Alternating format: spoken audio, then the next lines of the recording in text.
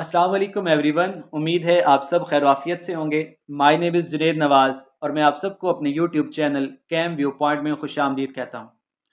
Spectroscopy lecture series का आज हमारा लेक्चर नंबर 6 है, जो कि I R spectrum interpretation and factors affecting of I R absorption से रिलेटेड है। आज के लेक्चर में हम देखेंगे कि आई आर स्पेक्ट्रम कैसा होता है। ठीक है, इसमें डिफरेंट जो फंक्शनल ग्रुप हैं उनकी आई आर स्पेक्ट्रम में किस रेंज में पीक्स आती हैं।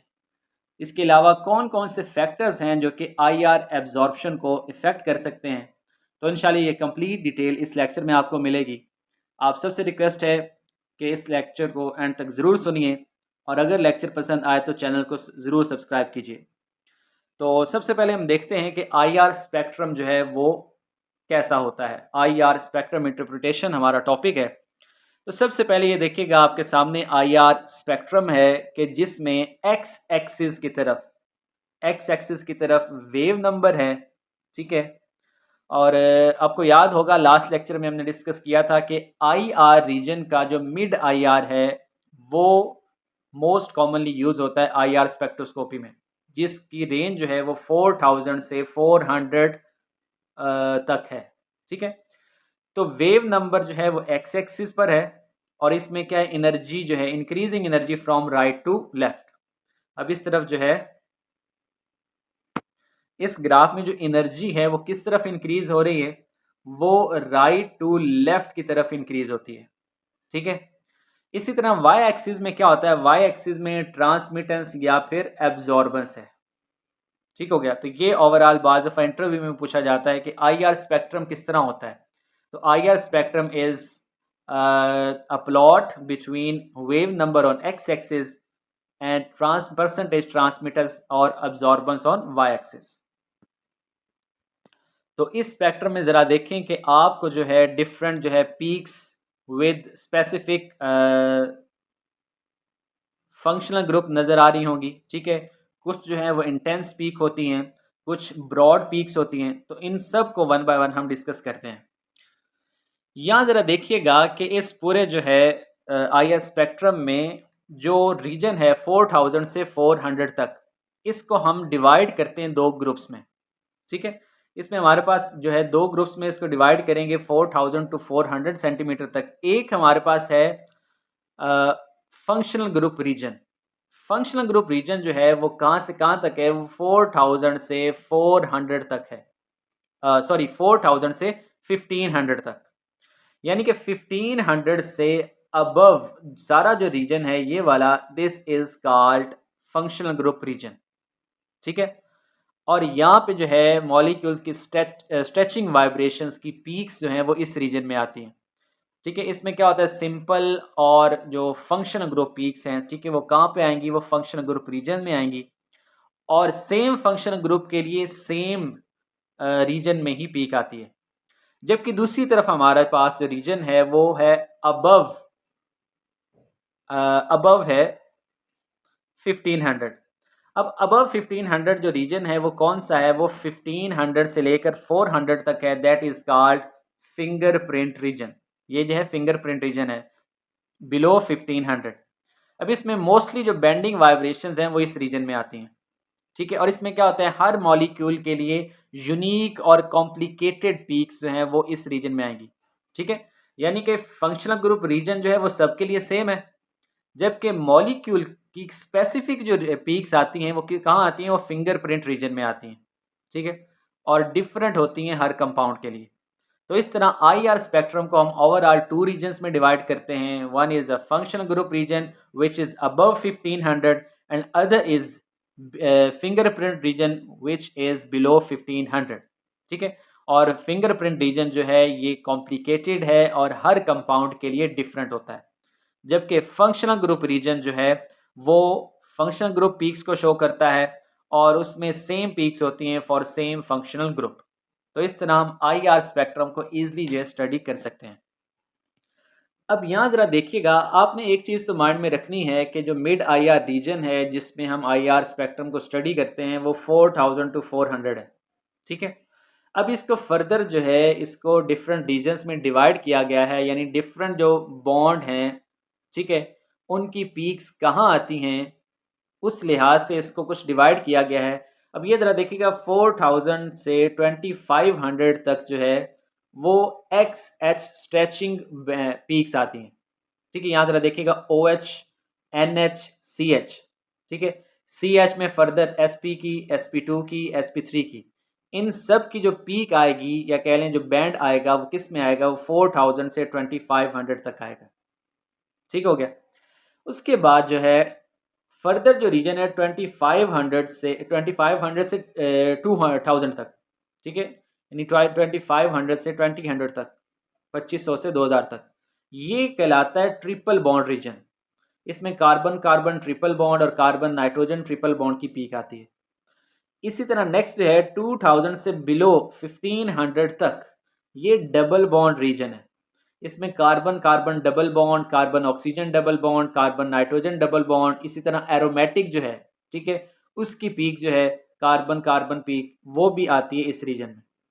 इससे अगर नीचे चलें 1500 से 1300 तक, तो वो किस में आएगी, ये कार्बन हाइड्रोजन बेंडिंग जो है, बेंडिंग वाइब्रेशन, उसकी पीक आती है इस रीजन में। ठीक है, ये CH2 CH3 एरोमेटिक की जो CH की बेंडिंग वाइब्रेशन की पीक है वो यहाँ पे आएगी। इसी तरह अगर हम नीचे चलें तो 1300 से 1000 सेंटीमीटर जो है पर सेंटीमीटर, ये रीजन जो है ये किसके लिए है, ये बाकी जो है कार्बन ऑक्सीजन सिंगल बॉन्ड हो गया, ठीक है, ये कार्बन नाइट्रोजन सिंगल बॉन्ड हो गया, इनकी पीक्स जो है वो इसमें आती हैं। और ये रीजन जो है आमतौर पे ईथर, अल्कोहल और अमाइंस की पीक्स आती हैं इस रीजन में। और इसी तरह बिलो जो है 1000, हम पहले भी डिस्कस कर चुके हैं कि बिलो 1500 फिंगरप्रिंट रीजन है। तो 1000 से बिलो जितनी भी पीक्स होंगी वो किस में आएंगी, वो फिंगरप्रिंट रीजन में आएंगी। और ये यूनिक कॉम्प्लेक्स एब्जॉर्प्शन पीक्स होती हैं जो हर कंपाउंड के लिए स्पेसिफिक होती हैं। तो इस टेबल को आपने याद कर लेना है, ये बहुत ही इंपॉर्टेंट है। एक तो पता हो कि फंक्शन ग्रुप रीजन और फिंगरप्रिंट रीजन कौन कौन सा है, ठीक है। और फर्दर जो है हमारे पास IR स्पेक्ट्रम में डिफरेंट रीजन जो बनाए हुए हैं, XH स्ट्रेचिंग या triple bond region, double bond region, इसी तरह जो है CH बेंडिंग है या सिंगल बॉन्ड का रीजन जो है, इस टेबल को अगर आप याद कर लें तो बहुत हद तक आप IR जो स्पेक्ट्रम है उसकी इंटरप्रिटेशन कर सकते हैं। ठीक है, तो ये बहुत इंपॉर्टेंट टेबल है।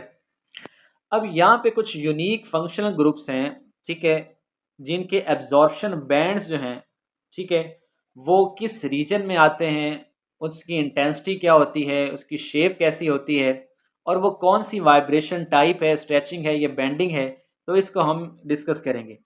अब सबसे ज़रा देखिएगा, सबसे जो हाई एनर्जी पे है वो किसकी आएगी पीक, वो आएगी अल्कोहल की, जो कि फ्री अल्कोहल हो, यानी विदाउट हाइड्रोजन बॉन्डिंग।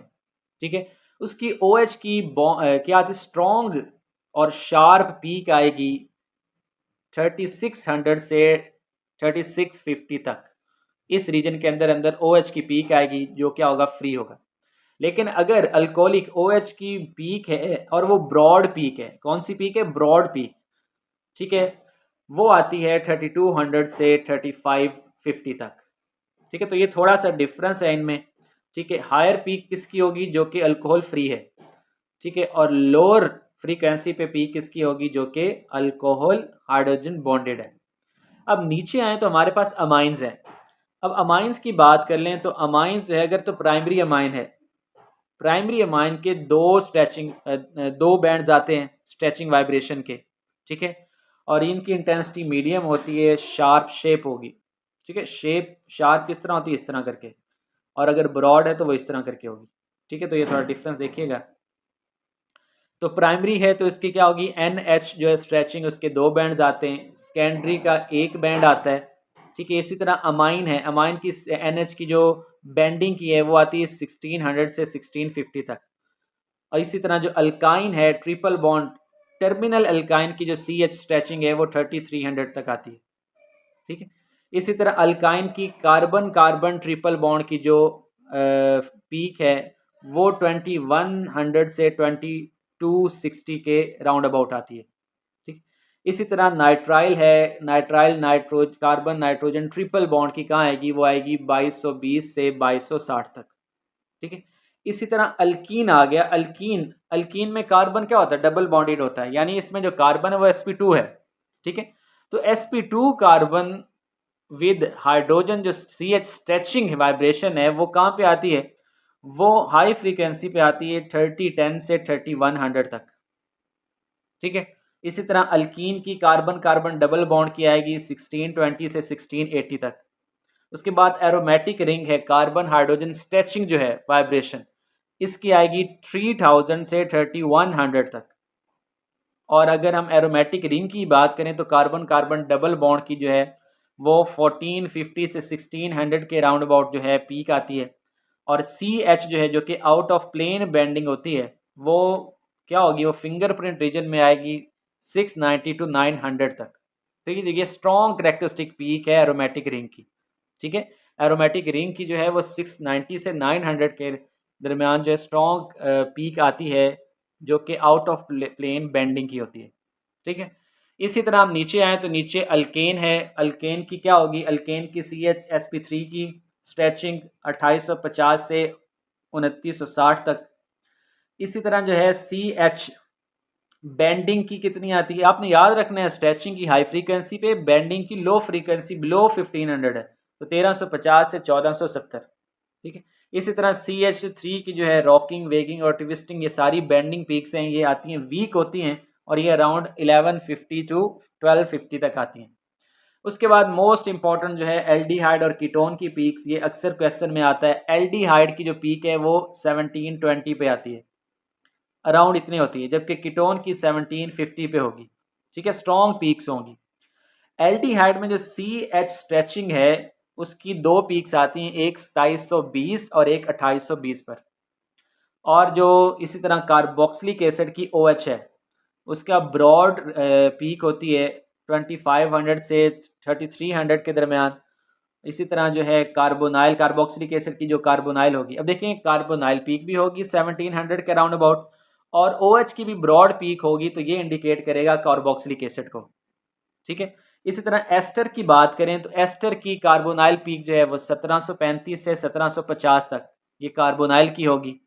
इसके अलावा कार्बन ऑक्सीजन भी होगी, वो होगी 1000 से 1300 तक। ठीक है। उसके बाद अमाइड की बात करें तो अमाइड में NH पीक भी होगी, कार्बोनाइल पीक भी होगी, NH बेंडिंग भी होगी। ठीक है।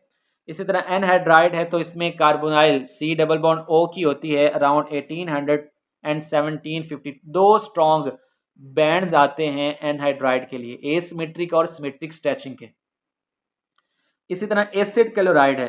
अब एसिड क्लोराइड, ठीक है, acid chloride C double bond O और आगे हेलोजन होगा तो इसमें कार्बोनाइल स्ट्रेचिंग की आएगी 1800 पर। इसी तरह ईथर है तो इसमें कार्बन ऑक्सीजन की होगी। और एरोमेटिक नाइट्रो ग्रुप है तो इसकी N और ऑक्सीजन, नाइट्रोजन और ऑक्सीजन डबल बॉन्ड पीक आती हैं। टू स्ट्रॉन्ग बैंड्स होते हैं, एक होता है अराउंड 1500 टू 1570 और दूसरा होता है 1300 टू 1370। ठीक है। तो ये सारी जो इम्पोर्टेंट जो हैं पीक्स हैं जो कि फंक्शनल ग्रुप आइडेंटिफिकेशन के लिए हैं। ठीक है। अब स्पेसिफिक जो है हर कंपाउंड्स के लिए अल्कोहल की सबसे हाई होंगी, उसके बाद अमाइंस की।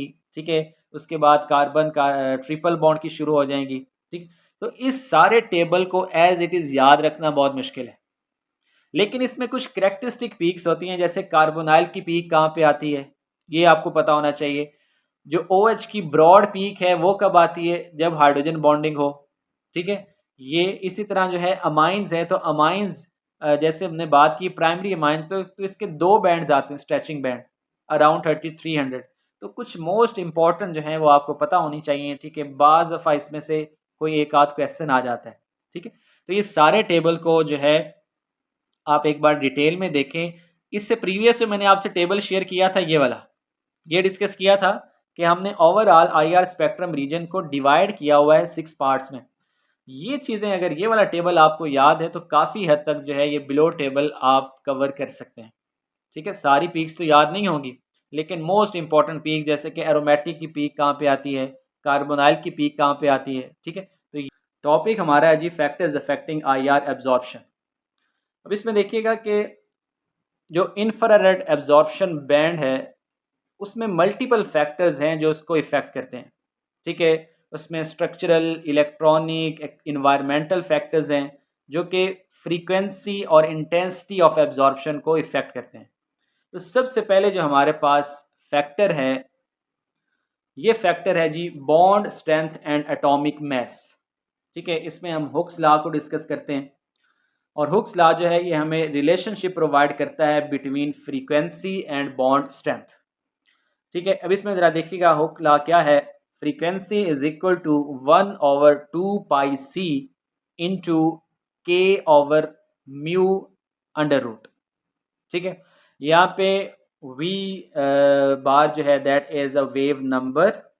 ठीक है, और k जो है दैट इज फोर्स कांस्टेंट, जिसे बॉन्ड स्ट्रेंथ से रिलेट किया जाता है। ठीक है, ये दूसरा जो है। इसी तरह नेक्स्ट जो है म्यू, ये है reduced mass of the bonded atoms. सी जो है ये स्पीड ऑफ लाइट है। तो ये जो फॉर्मूला ये क्या शो करता है, ये हमें फ्रीक्वेंसी और बॉन्ड स्ट्रेंथ के दरमियान रिलेशन बताता है। ठीक है, इस फॉर्मूला के अकॉर्डिंग, इस लॉ के अकॉर्डिंग बॉन्ड स्ट्रेंथ जितनी ज़्यादा होगी, ठीक है, बॉन्ड स्ट्रेंथ जितनी ज़्यादा होगी तो क्या होगा, फ्रीक्वेंसी भी उतनी ज़्यादा होगी, उतनी ज़्यादा रिक्वायर्ड होगी। ठीक है, यानी एक बॉन्ड जितना स्ट्रॉन्ग है वो उतनी हाई फ्रीक्वेंसी वाली रेडिएशन को एब्जॉर्ब करेगा। ठीक है, इसी तरह अगर मैस जो है रिड्यूस्ड मैस लो है, तब भी क्या होगा, तब फ्रीक्वेंसी जो है या वेव नंबर वो क्या होगा, हायर होगा। ठीक, तो ये एक दूसरे के बॉन्ड स्ट्रेंथ और वेव नंबर कह लें डायरेक्ट रिलेशन है इनका, और रिड्यूस्ड मैस और वेव नंबर का इनवर्स रिलेशन है। तो यहाँ पे एग्जाम्पल देखते हैं हम। फॉर एग्जाम्पल हमारे पास कार्बन हाइड्रोजन, कार्बन कार्बन और कार्बन आयोडीन की बॉन्ड है। ठीक है, carbon hydrogen, carbon carbon and carbon iodine. तो इनमें से बात करें तो सबसे स्ट्रॉन्ग बॉन्ड कौन सा है, कार्बन हाइड्रोजन वाला जो है ये स्ट्रॉन्गर बॉन्ड है। ठीक है, as compare to carbon carbon, और कार्बन कार्बन वाला बॉन्ड स्ट्रॉन्गर है as compare to carbon iodine. ठीक है, तो बॉन्ड जितना स्ट्रॉन्ग होगा फ्रीक्वेंसी उतनी हायर होगी। तो ये हुक्स लॉ में बताता है। ठीक है, greater the bond strength greater will be the frequency of absorption.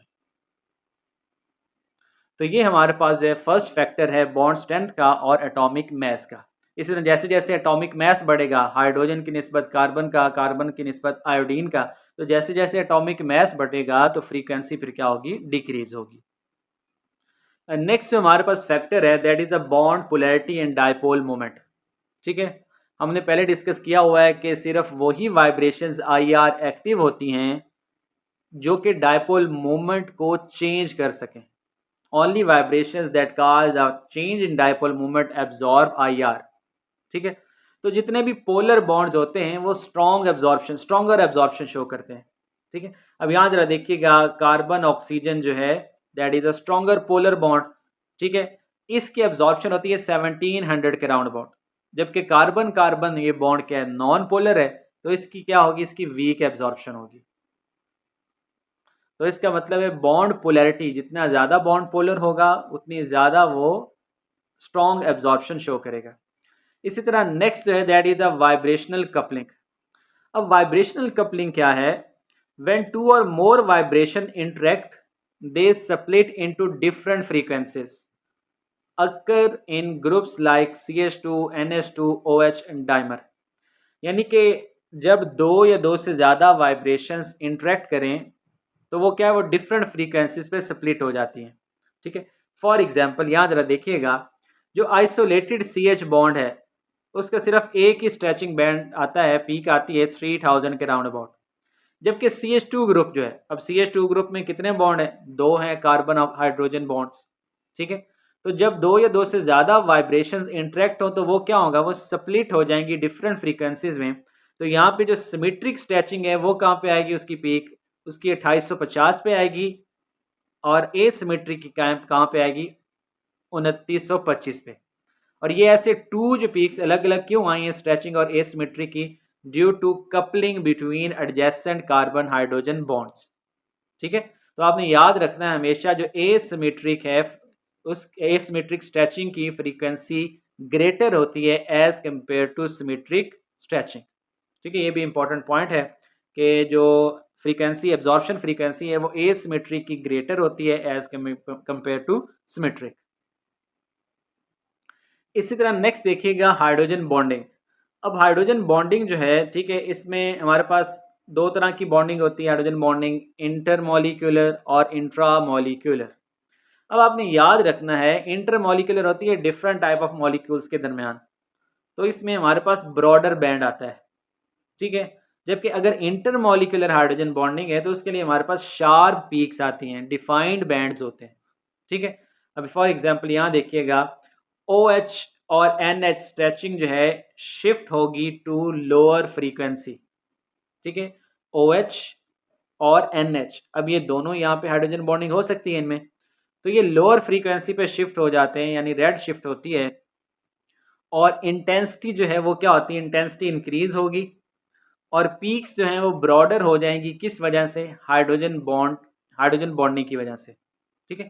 तो यहाँ जरा देखिए, अगर फ्री OH है तो इसकी होगी राउंड अबाउट 3600 तक, और अगर हाइड्रोजन बॉन्डिंग है, हाइड्रोजन बॉन्डेड OH है, तो उसकी क्या होगी, उसकी 3200 से 3400 तक, यानी फ्रीक्वेंसी जो है वो कम हो जाएगी। तो ये पॉइंट यही बता रहा है कि अगर तो OH और NH इन दोनों की जो स्ट्रेचिंग एब्जॉर्प्शन है हाइड्रोजन बॉन्डिंग की वजह से वो लोअर फ्रीक्वेंसी पे शिफ्ट हो जाती है। और एग्जांपल जो है यहाँ पर हमने डिस्कस कर ली कि OH अगर फ्री हो तो उसकी 3600 के राउंड अबाउट आएगी, और अगर हाइड्रोजन बॉन्डेड OH हो तो उसकी राउंड अबाउट 3200 से 3400 तक ब्रॉड पीक आती है, ठीक है, यानी ब्रॉड बैंड आता है। इसी तरह बात करें तो सॉल्वेंट इफेक्ट। अब सॉल्वेंट इफेक्ट क्या है जी, कि जो पोलर सॉल्वेंट्स हैं, ठीक है, पोलर सॉल्वेंट्स वो हाइड्रोजन बॉन्डिंग काज करते हैं, हाइड्रोजन बॉन्डिंग को इफेक्ट करते हैं, और एब्जॉर्प्शन जो है वो शिफ्ट होती है, और पीक जो है वो ब्रॉड हो जाती है। जबकि नॉन पोलर सॉल्वेंट्स क्या करते हैं, नॉन पोलर सॉल्वेंट्स में जो पीक्स होती हैं वो शार्प होती हैं, ठीक है, क्योंकि पोलर सॉल्वेंट ही हाइड्रोजन बॉन्डिंग को क्या करते हैं, प्रमोट करते हैं, जिसकी वजह से क्या होगा, एब्जॉर्प्शन जो है वो लोअर फ्रीक्वेंसी पे शिफ्ट होगी, और पीक्स जो हैं वो ब्रॉडर होंगी। जबकि नॉन पोलर सॉल्वेंट्स जो हैं उसमें हाइड्रोजन बॉन्डिंग नहीं होती, ठीक है, तो फिर क्या होगा, पीक्स जो हैं वो शार्प ही रहेंगी। नेक्स्ट जरा देखिएगा, नेक्स्ट जो फैक्टर है दैट इज इलेक्ट्रॉनिक इफेक्ट। अब इलेक्ट्रॉनिक इफेक्ट क्या है, changes in neighbouring substituents of alter electronic density affecting bond strength. अगर नेबरिंग एटम्स या नेबरिंग सब्सटीट्यूएंट्स जो हैं वो चेंज हुए हैं और वो इलेक्ट्रॉनिक डेंसिटी को इफेक्ट कर रहे हैं, तो उससे होगा क्या, बॉन्ड स्ट्रेंथ भी इफेक्ट होगी। अब फॉर एग्जांपल हमारे पास डिफरेंट इलेक्ट्रॉनिक इफेक्ट्स होते हैं, इंडक्टिव इफेक्ट है, मेसोमेरिक इफेक्ट है, फील्ड इफेक्ट है। तो आपने याद रखना है कि इंडक्टिव इफेक्ट में जो इलेक्ट्रॉन विड्रॉल और इलेक्ट्रॉन डोनेटिंग ग्रुप्स हैं, ठीक है, वाया सिग्मा बॉन्ड्स, वो भी क्या करेंगे, वो भी IR एब्जॉर्प्शन को इफेक्ट करेंगे। मेसोमेरिक इफेक्ट जो है यानी रेजोनेंस स्टेबलाइजेशन और डीलोकलाइजेशन, ठीक है, ये भी IR एब्जॉर्प्शन को इफेक्ट करेंगे। और इसी तरह फील्ड इफेक्ट यानी पोलर जो इफेक्ट है, इन्फ्लुएंस है वाया स्पेशल प्रॉक्सिमिटी, यानी नॉन बॉन्डेड जो है, या कह लें कि जैसे कि हाइपर कॉन्जुगेशन वगैरह, ठीक है, इस तरह के जो इफेक्ट्स हैं वो भी क्या करते हैं, वो भी IR एब्जॉर्प्शन को इफेक्ट करते हैं। अब यहाँ ज़रा एग्जाम्पल देख लें, एग्जाम्पल ज़रा देखिएगा, एग्जाम्पल जैसे कि कार्बोनाइल हमारे पास फंक्शनल ग्रुप है, carbonyl functional group C double bond O, और इसके साथ है क्लोरीन, ठीक है, ये क्या करेगा, ये पोलैरिटी को इंक्रीज कर देगा। जैसे पोलैरिटी इंक्रीज होगी IR एब्जॉर्प्शन इंक्रीज होगी, और फ्रीक्वेंसी जो है वो शिफ्ट होगी लॉन्गर फ्रीक्वेंसी की तरफ, ठीक है, एब्जॉर्प्शन शिफ्ट होगी लॉन्गर फ्रीक्वेंसी की तरफ, यानी फ्रीक्वेंसी इंक्रीज हो जाएगी। तो इसका मतलब है वो तमाम इफेक्ट्स जो कि अभी हमने डिस्कस किए हैं, ये वाले, ये सारे इफेक्ट जो हैं अगर पोलैरिटी को इंक्रीज कर रहे हैं तो IR एब्जॉर्प्शन जो है वो हायर फ्रीक्वेंसी की तरफ शिफ्ट होगी, और अगर कोई भी इफेक्ट जो है वो पोलैरिटी को रिड्यूस कर रहा है तो उससे क्या होगा, IR एब्जॉर्प्शन जो है वो लोअर फ्रीक्वेंसी पे शिफ्ट होगी। तो ये जी नेक्स्ट फैक्टर जो है ये है बॉन्ड एंगल्स एंड हाइब्रिडाइजेशन। तो इसमें ज़रा देखें कि जितना ज़्यादा S करैक्टर होगा बॉन्ड उतना ज़्यादा स्ट्रॉन्ग होगा, और एब्जॉर्प्शन जो है वो हायर फ्रीक्वेंसी पे होगी, ठीक है। Greater the S character greater will be the bond strength, and higher absorption will be at higher frequency. इसी तरह जो बॉन्ड जितना शॉर्ट होता है, ठीक है, उसकी बॉन्ड स्ट्रेंथ उतनी ज़्यादा होती है और एब्जॉर्प्शन जो है स्ट्रेचिंग वाइब्रेशन की जो फ्रीक्वेंसी होगी वो क्या होगी, हायर होगी। ठीक, तो सिंपल आपने इस तरह याद रखना है कि बॉन्ड जितना ज़्यादा स्ट्रॉन्ग होगा, ठीक है, उसकी वाइब्रेशन जो है स्ट्रेचिंग वाइब्रेशन के लिए उतनी ज़्यादा फ्रीक्वेंसी रिक्वायर्ड होगी। ठीक है, अब यहाँ हम बात करते हैं हाइब्रिडाइजेशन की। आपने पहले भी पढ़ा हुआ है sp3 sp2 sp, जितना ज़्यादा s करेक्टर होता है, ठीक है, स्ट्रॉन्ग होता है, जितना ज़्यादा s करेक्टर होता है बॉन्ड उतना स्ट्रॉन्ग होता है। ठीक है, तो यहाँ ज़रा देखिएगा कंपैरिजन में sp3 में 25% s करेक्टर है, sp2 में 33% और sp में 50%। तो सबसे ज़्यादा s करेक्टर किस में, sp में है। ठीक है, तो sp कार्बन जो है मोर इलेक्ट्रोनेगेटिव होती है as compare to sp2, and sp2 carbon more electronegative होती है देन sp3। तो बॉन्ड जो है वो स्ट्रेंथ जो है sp3 से sp की तरफ इंक्रीज होती है। अब यहाँ देखें कि सबसे ज़्यादा s करेक्टर sp में है, तो इसकी जो एब्जॉर्प्शन फ्रीक्वेंसी है वो सबसे ज़्यादा है। एब्जॉर्प्शन फ्रीक्वेंसी इसकी कितनी है, 3300 पर सेंटीमीटर पे ये एब्जॉर्ब हो रहा है। ठीक है, और sp3 की जो है वो 2850 से 2950 के राउंड अबाउट है, और sp2 की इन दोनों के दरमियान है। तो ये फैक्टर जो है इसमें सिंपल आपने याद रखना है कि जितना ज़्यादा एस करेक्टर होगा, जितना ज़्यादा बॉन्ड स्ट्रॉन्ग होगा, अब्जॉर्प्शन फ्रीक्वेंसी उतनी ज़्यादा होगी। ठीक, अब यहाँ पे ज़रा देखें कि साइक्लोप्रोपेन है जिसमें क्या होता है, रिंग स्ट्रेन होता है। तो साइक्लोप्रोपेन में रिंग स्ट्रेन जो है वो क्या करता है, ठीक है, उसकी वजह से बॉन्ड एंगल जो है वो डिक्रीज होता है। ठीक है, अब बॉन्ड एंगल डिक्रीज हो रहा है और साइक्लोप्रोपेन में सारी कार्बन जो हैं वो क्या हैं, वो sp2 हैं। ठीक है, तो यहाँ पे क्या होता है, यहाँ पे s करेक्टर जो है ज़्यादा होने की वजह से जो ch स्ट्रेचिंग वाइब्रेशन है वो रिलेटिवली हायर फ्रीक्वेंसी की तरफ शिफ्ट हो रही है। ठीक है, 30-70 पर सेंटीमीटर पे इसकी एब्जॉर्प्शन होती है। इसी तरह नेक्स्ट जो है factor that is a resonance. अब यहाँ जरा देखिएगा रेजोनेंस होता है क्या, डीलोकलाइजेशन ऑफ इलेक्ट्रॉन, इसकी वजह से बॉन्ड स्ट्रेंथ इंक्रीज होती है, तो क्या होगा, वाइब्रेशनल फ्रीक्वेंसी जो है वो क्या होगी, चेंज होगी। ठीक है, डीलोकलाइजेशन की वजह से जो वाइब्रेशनल फ्रीक्वेंसी जो है वो चेंज हो जाती है।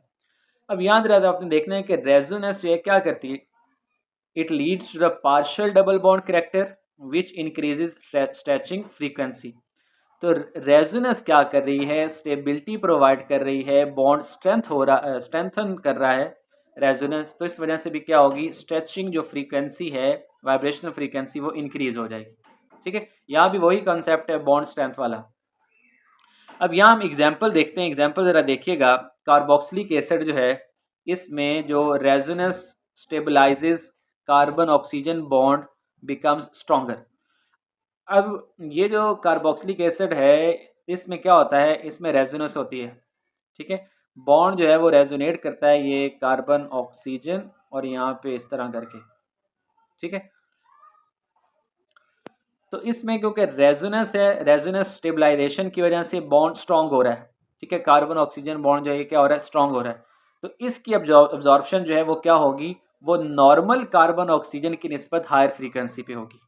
ठीक है, इसी तरह बात करें अल्फा बीटा अनसैचुरेटेड कीटोन्स जो हैं, अल्फा बीटा अनसैचुरेटेड कीटोन्स में क्या होगा कि ये जो कार्बोनाइल ग्रुप है, ठीक है, ये जिस कार्बन के साथ अटैच होगा वो डबल बॉन्डेड होगी। ठीक है, दैट इज़ अल्फा बीटा, ये अल्फा है ये बीटा है और ये अनसैचुरेटेड कीटोन। अब होता क्या है कि यहाँ भी रेजोनेंस है, ये रेजोनेट कर सकता है, ये बॉन्ड इधर शिफ्ट हो सकता है। ठीक है, तो रेजोनेंस की वजह से क्या होता है, ये जो carbonyl carbon oxygen double bond है, कार्बन ऑक्सीजन डबल बॉन्ड जो है यहाँ पे अब कॉन्जुगेशन की वजह से क्या होगा, ये लोअर फ्रीक्वेंसी पे एब्जॉर्व करेगा। ठीक है, यहाँ पे क्या होगा, ये लोअर फ्रीक्वेंसी पे एब्जॉर्व करेगा। इस वजह से क्या है कि नॉर्मल जो कीटोन ग्रुप जो है 1720 या 1715 के राउंड अबाउट एब्जॉर्व करता है, उससे लेस पे एब्जॉर्व कर रहा है। ठीक है, तो यहाँ पे मैं इसको दोबारा समराइज कर देता हूँ आपके लिए कि अगर तो डबल बॉन्ड करेक्टर ऐड हो रहा है, डबल बॉन्ड करेक्टर आ रहा है, फिर क्या होगा, जैसे कि हमने अल्कोहल में ऊपर डिस्कस किया, ये कार्बोक्सिलिक एसिड में डबल बॉन्ड करेक्टर आए तो फिर एब्जॉर्प्शन फ्रीक्वेंसी इंक्रीज होगी। ठीक है, और अगर डबल बॉन्ड करैक्टर कॉन्जुगेशन की वजह से जो है वो शिफ्ट हो रहा है, उसमें कमी आ रही है, तो फिर क्या होगा, अब्जॉर्प्शन फ्रीक्वेंसी जो है वो लोअर फ्रीक्वेंसी पे अब्जॉर्ब होगी, यानी वाइब्रेशन जो है वो लोअर फ्रीक्वेंसी पे होगी। तो ये दोनों एग्जांपल जो हैं, इसमें हमने क्या देखा है कि रेजोनेंस की वजह से क्या होता है, वाइब्रेशन फ्रीक्वेंसी चेंज हो सकती है। तो रेजोनेंस भी जो है एक इम्पॉर्टेंट फैक्टर है। अब यहाँ जरा देखिएगा, रिंग स्ट्रेन की बात कर लें, एंगल स्ट्रेन की, ठीक है। इसमें स्मॉल रिंग्स जो हैं, bond angles deviate from ideal, ठीक है। जो रिंग्स हैं जैसे कि साइक्लोप्रोपेन वगैरह, ठीक है, साइक्लोब्यूटेन, तो इसी तरह साइक्लोपेंटेन, ये सारे क्या हैं, ये सारी रिंग स्ट्रक्चर्स हैं। अब स्मॉल रिंग्स में क्या होता है, बॉन्ड एंगल डेविएट करता है नॉर्मल से, ठीक है। तो उससे क्या होता है, बॉन्ड टेंशन इंक्रीज होती है, बॉन्ड में की जो स्टेबिलिटी है वो डिक्रीज होती है, ठीक है। तो this increase force constant shift absorption to higher frequency. अब यहाँ जरा देखिएगा, यहाँ पे जो साइक्लोपेंटानोन है और इसी तरह साइक्लोब्यूटानोन, साइक्लोप्रोपानोन, ये नॉर्मल की निस्बत हायर फ्रीक्वेंसी पे एब्जॉर्व कर रहे हैं due to the ring strain, ठीक है, due to the ring strain. अब रिंग स्ट्रेन होगा तो क्या होगा, उससे बॉन्ड टेंशन इंक्रीज होगी, फोर्स कांस्टेंट इंक्रीज होगा, तो हायर फ्रीक्वेंसी पे एब्जॉर्प्शन होगी, ठीक है। तो ये भी आपने पॉइंट याद करना है। उसके बाद नेक्स्ट है जी आइसोटॉपिक सब्सटीट्यूशन। अब आइसोटॉपिक सब्सटीट्यूशन जो है, उसमें क्या होता है कि हैवियर आइसोटॉप्स जो हैं, ठीक है, हैवियर आइसोटॉप का क्या होगा, उनका जो मैस है वो हाई होगा एज कम्पेयर टू अदर, ठीक है। जैसे कि ड्यूट्रियम का मैस ज़्यादा होता है एज कम्पेयर टू प्रोटियम, ठीक है। तो उससे क्या हो रहा है, रिड्यूस मैस इंक्रीज हो रहा है। तो जितना ज़्यादा मैस इंक्रीज होगा, फ्रीक्वेंसी, एब्जॉर्प्शन फ्रीक्वेंसी डिक्रीज होगी, ठीक है। ये हमने बिल्कुल स्टार्टिंग पे हुक्स लॉ में भी डिस्कस किया था, ठीक है। तो रिड्यूस मैस जितना ज़्यादा होगा, फ्रीक्वेंसी जो है, एब्जॉर्प्शन फ्रीक्वेंसी क्या होगी, डिक्रीज होगी। अब यहाँ ज़रा एग्जांपल देखें तो ओ एच स्ट्रेचिंग जो है वो होती है 3600 पर, लेकिन ओ डी स्ट्रेचिंग जो हो रही है वो 2600 पे हो रही है, ठीक है। तो हैवियर द आइसोटॉप, ठीक है, तो क्या होगा, lower will be the absorption frequency. इसी तरह यहाँ पे देखें फिजिकल स्टेट और सॉल्वेंट, ठीक है। अब गैसेस जो हैं, ठीक है, उनकी आमतौर पे शार्प पीक होती हैं, शार्प पीक्स होती हैं। लिक्विड और सॉलिड जो हैं उनकी ब्रॉडर पीक्स होती हैं due to intermolecular forces like hydrogen bonding. और सॉल्वेंट्स जो हैं ये क्या करते हैं, सॉल्वेंट्स नॉर्मली एब्जॉर्प्शन को शिफ्ट कर देते हैं, ठीक है। वो इंक्रीज भी कर सकते हैं एब्जॉर्प्शन फ्रीक्वेंसी को और डिक्रीज भी कर सकते हैं, ठीक है। तो ये सारी कहानी जो है ये क्या थी, ये factors affecting the I R absorption, ठीक है। यानी हमने ऐसे फैक्टर्स को डिस्कस किया है जिनकी वजह से एब्जॉर्प्शन फ्रीक्वेंसी इंक्रीज हो रही है या डिक्रीज हो रही है। तो इन सब को हम समराइज करते हैं ताकि हमारे लिए आसानी हो जाए, ठीक है। आप सब ने इस टेबल को बड़े तवज्जो से सुनना है, डिफरेंट फैक्टर डिस्कस किए हैं, तो उनका रिलेशन हम यहाँ पे समराइज कर रहे हैं। देखिएगा कि बॉन्ड स्ट्रेंथ अगर ज़्यादा है तो फ्रीक्वेंसी क्या होगी, ज़्यादा होगी। एटॉमिक मास ज़्यादा है तो फ्रीक्वेंसी क्या होगी, कम होगी। डाइपोल मोमेंट जो है ग्रेटर है तो इंटेंसिटी क्या होती है, इंक्रीज होती है। इसी तरह हाइड्रोजन बॉन्डिंग है तो हाइड्रोजन बॉन्डिंग से क्या होता है, जो पीक्स हैं वो ब्रॉडर होती हैं, ब्रॉड हो जाती हैं, ठीक है। और जो ओ एच और एन एच बैंड्स हैं वो शिफ्ट होते हैं टूवर्ड्स लोअर फ्रीक्वेंसी। इसी तरह वाइब्रेशनल कपलिंग की भी बात करें, ठीक है, वाइब्रेशनल कपलिंग, तो इसमें क्या होता है, वाइब्रेशनल कपलिंग की वजह से जो पीक्स हैं वो क्या होती हैं, स्प्लिट हो जाती हैं into symmetric and asymmetric at different frequencies, ठीक है। जैसे CH2 है तो यहाँ पे दो CH बॉन्ड है, तो यहाँ पे क्या होगा, वो स्प्लिट हो जाएगी, एक स्ट्रेचिंग की पीक आएगी और एक सिमेट्रिक स्ट्रेचिंग की पीक आएगी और एक एसिमेट्रिक की आएगी। इसी तरह नेक्स्ट कॉन्जुगेशन और रेजोनेंस। अब कॉन्जुगेशन और रेजोनेंस से क्या होता है, अगर तो डीलोकलाइजेशन हो रही है तो फ्रीक्वेंसी जो है वो क्या होगी, डिक्रीज हो जाएगी, ठीक है। डीलोकलाइजेशन की वजह से फ्रीक्वेंसी क्या होगी, डिक्रीज होगी। और यानी अगर डबल बॉन्ड है, वहाँ से इलेक्ट्रॉन शिफ्ट हो रहे हैं, तो वहाँ पे जो कार्बन ऑक्सीजन की हमने एग्जांपल देखी है, ठीक है। तो डीलोकलाइजेशन की वजह से, कॉन्जुगेशन की वजह से कार्बन ऑक्सीजन डबल बॉन्ड जो है वो लोअर फ्रीक्वेंसी पे शिफ्ट हो जाता है। इसी तरह बात करें रिंग स्ट्रेन की, रिंग स्ट्रेन में क्या होता है, रिंग स्ट्रेन होगा तो फ्रीक्वेंसी जो है due to tension higher value पे शिफ्ट हो जाएगी, एब्जॉर्प्शन। इलेक्ट्रॉनिक इफेक्ट्स की बात करें तो इलेक्ट्रॉनिक इफेक्ट क्या करते हैं, इंटेंसिटी को चेंज करते हैं और एब्जॉर्प्शन भी जो है वो स्लाइटली शिफ्ट होती है। इसी तरह अगर हम बात करें हाइब्रिडाइजेशन की, तो जितना ज़्यादा एस करेक्टर होगा एब्जॉर्प्शन फ्रीक्वेंसी इंक्रीज होगी। आइसोटॉपिक सब्सटीट्यूशन, आइसोटॉप अगर हैवियर मैस वाला आइसोटॉप है तो एब्जॉर्प्शन फ्रीक्वेंसी क्या होगी, डिक्रीज होगी। ठीक है।